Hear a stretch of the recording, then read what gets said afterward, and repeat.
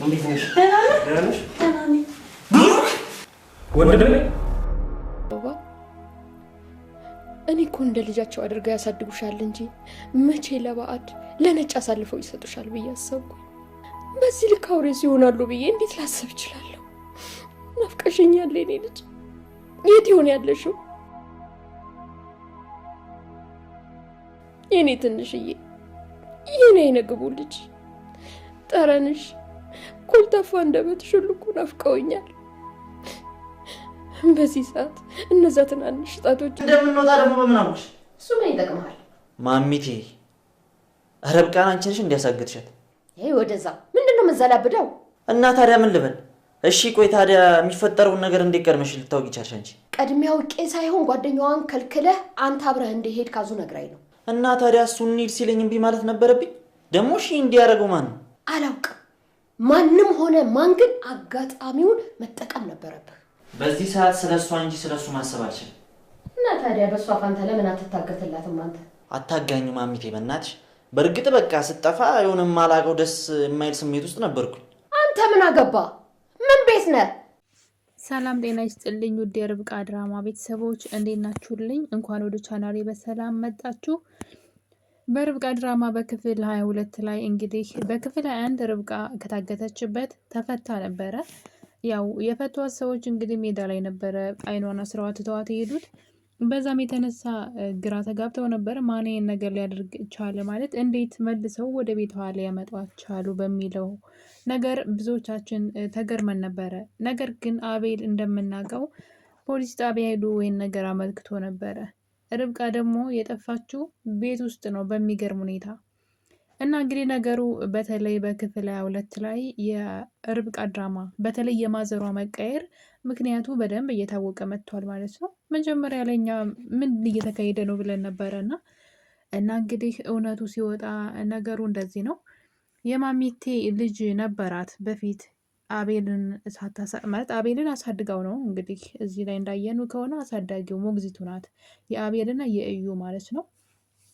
እና እንግዲህ በዛን ጊዜ አረብ ሀገር ለስራ ትሄዳለች። እናም እንግዲህ ልጇን አራስ ልጇን ማለት ነው ማሳደግ ስላልቻለች ለርብቃ ቤተሰቦች ትሰጣለች።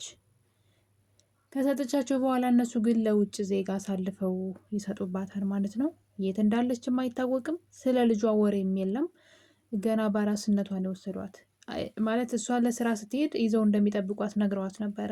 እነሱ ግን አሳልፈው ልጇን ሽጠው ጠበቋት። በዛ የተነሳ እንግዲህ በጣም ብዙ ጊዜ ያን ሚስጥር በውስጧ ይዛ ትኖር ነበረ እና እንግዲህ ከአረብ ሀገር ስትመለስ ለአቤልና ለእዩ ሞግዚቱና ትኖር ነበረ።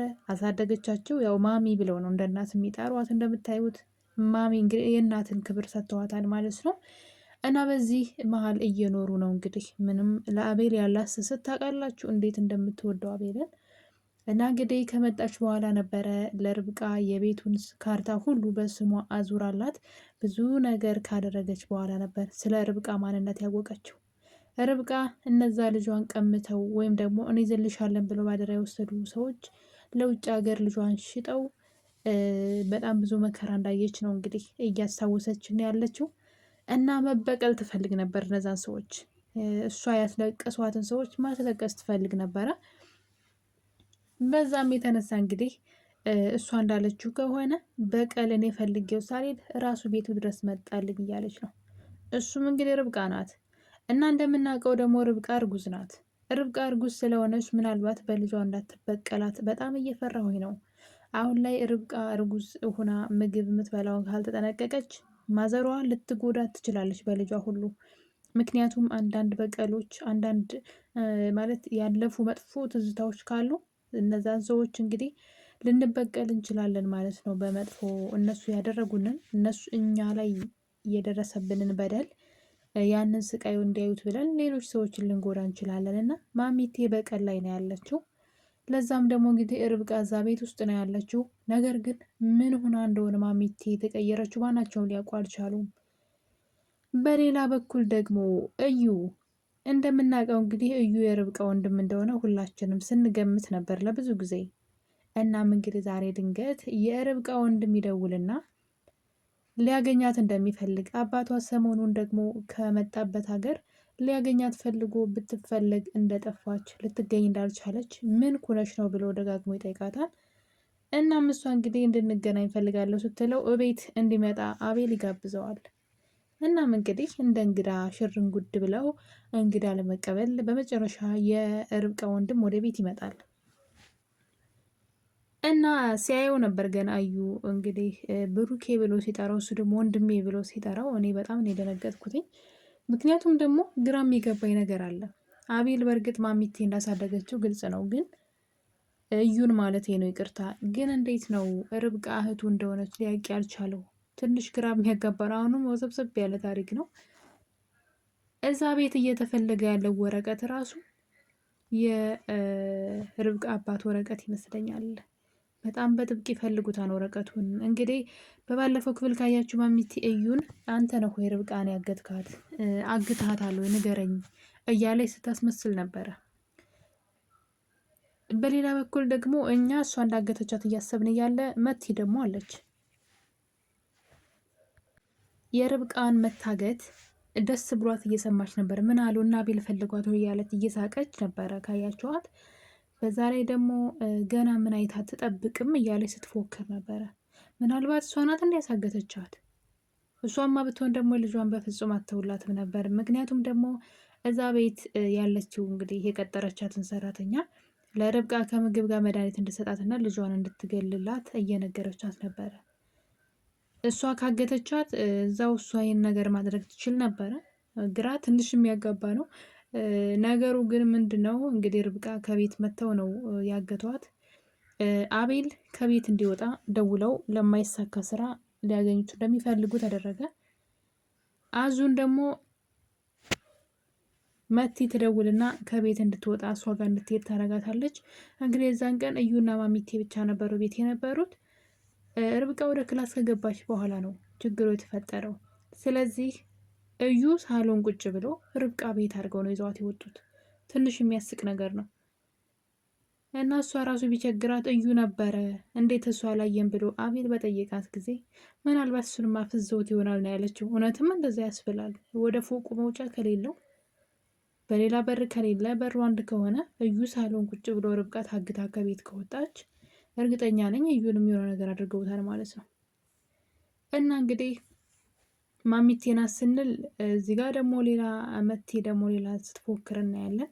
የርብቃ አጋች ማን ይሆን? እዩ እንዳልሆነ አረጋግጠናል። ብዙዎቻችሁ ያገታት እዩ ነው ያላችሁ ነው። እዩ አያግታትም።